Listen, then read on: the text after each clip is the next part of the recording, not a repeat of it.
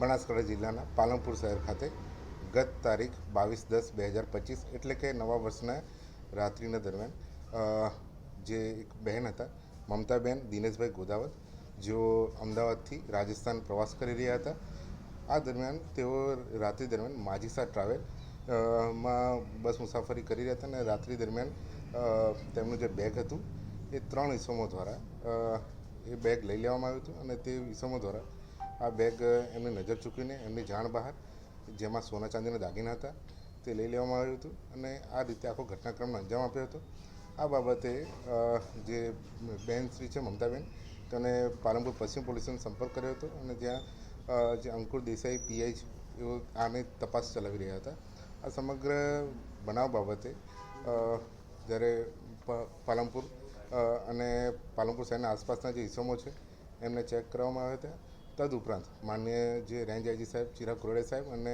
માનનીય બનાસકાંઠા એસપી સાહેબ પ્રસાદ સુબે સાહેબની અધ્યક્ષતામાં અલગ અલગ ટીમો બનાવવામાં આવી હતી. આ ટીમો દ્વારા ખાસ કરીને જે આ ટ્રાવેલ એજન્સી છે એને પણ શંકાસ્પદ રીતે અમે ચેક કર્યા હતા કે તેના જે ડ્રાઈવર્સ અને ક્લીનર્સ છે એ લોકોની હિલચાલ કઈ રીતની છે, શું એમાં કોઈ મિલીભગત છે કે નહીં, એ બાબતે અમે વિશેષ ચેક કર્યું હતું. તદુપરાંત આખી તપાસમાં ટ્રાવેલ એજન્સી દ્વારા ખૂબ સારી રીતે તેમાં સીસીટીવી ફૂટેજ પણ અવેલેબલ હતા, જેના આધારે અમે આરોપીને આઈડેન્ટિફાઈ કરી શક્યા હતા. ત્યારબાદ આ જે ઇસમો જે છે એ પાલનપુર શહેર ખાતે ઉતરી ગયા હતા અને ત્યારબાદ તેમનું અલગ અલગ હ્યુમન રિસોર્સિસના આધારે અને અલગ અલગ જે ટીમો બનાવવાની હતી, જેમાં ખાસ કરીને એલસીબી પીઆઈ ધાંધલિયા અને પશ્ચિમ પીઆઈ અંકુર દેસાઈની અધ્યક્ષતામાં અલગ અલગ ટીમો બનાવવાની હતી, જેમાં ટોટલ 8 જેટલી ટીમોએ અલગ અલગ 250થી વધારે સીસીટીવી ફૂટેજ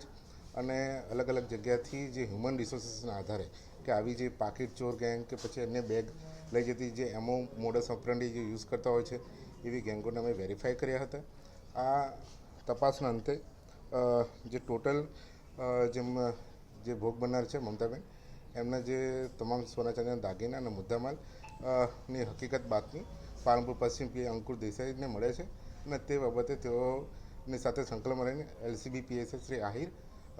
દ્વારા એમની ટીમ દ્વારા આ ઇસમોને છે એ બાતમી આધારે પકડી લેવામાં આવે છે. આ તમામ ઇસમો પાસેથી અંદાજિત આશરે 8,85,000ની જે હાલની કિંમત છે ત્યાં સોના ચાંદીના દાગીનાઓ રિકવર કરવામાં આવે છે.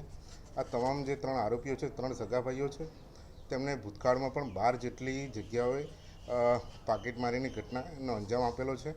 તેવું પણ અમારા તપાસમાં નીકળ્યું છે. આ સમગ્ર તપાસ અને સમગ્ર જે ટીમ વર્ક છે એમાં એલસીબીની ટીમ, પાલનપુર પશ્ચિમ પોલીસ સ્ટેશનની ટીમ અને પાલનપુર પૂર્વની ટીમ અને જે અમારી ટેકનિકલ ટીમ છે સાયબર ક્રાઇમ ટીમ, એને પણ સંપૂર્ણ સહકારથી આ કાર્ય કર્યું છે. જે બેન જેમનો જે આ ભોગ બન્યા છે એ આખા સીસીટીવી ફૂટેજ દરમિયાન એ પણ જણાવ્યું છે કે જ્યારે પણ આપ જ્યારે મુસાફરી કરી રહ્યા હો કે રાત્રિ દરમિયાન લાંબા ગાળાની મુસાફરી હોય ત્યારે આપનો જે મુદ્દામાલ હોય કે જે આપણા સોના ચાંદીના દાગીના હોય એને વ્યવસ્થિત જગ્યાએ સારી રીતે સેફ કસ્ટડીમાં રાખો